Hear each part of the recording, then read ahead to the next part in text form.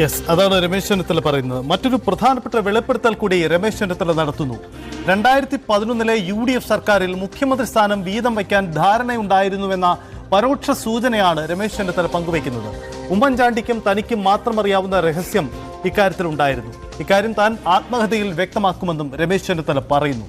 കോൺഗ്രസിൽ മുഖ്യമന്ത്രി ചർച്ചകൾ വീണ്ടും സജീവമാകുന്നതിനിടയിലാണ് രമേശ് ചെന്നിത്തലയുടെ ഈ വെളിപ്പെടുത്തൽ എന്നതാണ് ശ്രദ്ധേയമായ കാര്യം. 2011 സർക്കാരിൽ രമേശ് ചെന്നിത്തല ആദ്യം ചേരാതിരുന്നതിനുള്ള കാരണം ഇതെന്നാണ് ചെന്നിത്തലയോട് അടുത്ത കേന്ദ്രങ്ങളുടെ നിലപാട്. സീനിയർ എഡിറ്റർ മഞ്ജുഷ് ഗോപാലിന് നൽകിയ അഭിമുഖത്തിലാണ് അദ്ദേഹം ഇക്കാര്യങ്ങൾ വ്യക്തമാക്കിയത്. പക്ഷെ അങ്ങനെ അവസരം കൊടുത്ത് അവരെ കൊണ്ടുവന്നതിൽ ഒരു മുഖ്യ പങ്ക് വഹിച്ചത് നിലവിലെ പ്രതിപക്ഷ നേതാവാണ്.